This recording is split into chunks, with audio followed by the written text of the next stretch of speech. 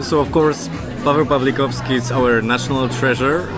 That's what he's considered in Poland, and thanks to him, Polish cinema is really recognized now everywhere around the world, thanks to the Oscar nominations. But of course, he's not the only one. I also would like to name, for example, Michał Marczak, whose movie All These Sleepless Nights portrays Warsaw as this city of parties and tells the story of young people in a really unexpected way, which mixes documentary and fiction. So I think it's really a lot to dig into and to watch, to get to know for viewers who want any kind of movies.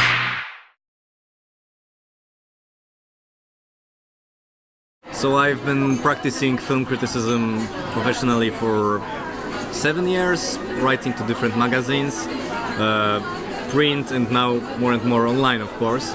I finished University of Warsaw and I majored in visual studies, so I also studied in Cleveland, which I say hello to Cleveland, which is one of the best places in US you can think of. So had an internship in New York at Brooklyn Academy of Music in cinematic department, and I've been like avid reader of film criticism, film history.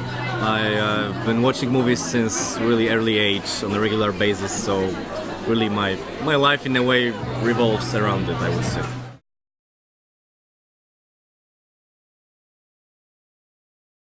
Of course, so we have some names which are recognized in the West as well, like Andrzej Wajda, who's like this most important figure of post-war Polish cinema.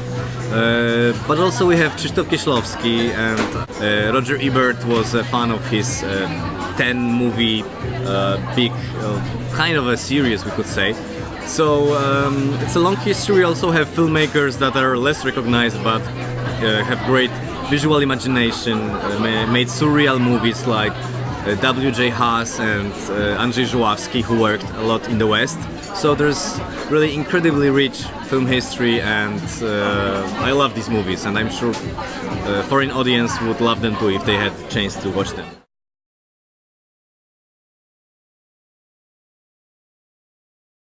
It's a great question, because we were a communist state, kind of run by communists until 1989, since World War II. So this kind of symbolic, metaphorical language developed naturally, and I think it's really something that distinguished Polish cinema of the time. It was kind of lost after '89. We're looking towards West and trying to emulate Western genres, but this great visual imagination, trying to convey maybe some messages in images themselves, I would say that's the strength of our cinema, used to be and still is. And this kind of like intellectual attitude, I would say. I mean, Polish filmmakers, actually they consider themselves as part of intelligentsia, as part of this, you know, intellectuals, like writers who want to say something important. We recommend a pretty new movie from 2016. The title is The Last Family. Actually, it's available on Canopy if some of you have this streaming channel, and it kind of brings the best about Polish cinema. It's a biopic about a Polish painter, but really surprising, very funny, but also very scary, about some kind of this, we could say crazy sick family living together and trying to, you know, kind of get by and understand each other. It's really, the atmosphere is unique, the directing is impeccable, so it's a great contemporary Polish movie which may encourage some people to dig deeper into the past.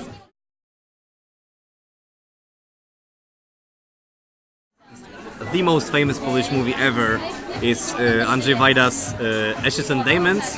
It's the movie that Martin Scorsese was showing Leonardo DiCaprio on the set of The Departed, and it has this almost tragic conflict. It's set at the end of World War II, so also war movies are also an important part of our history. Cinematography is incredible in black and white, and it's a very inspiring movie, and really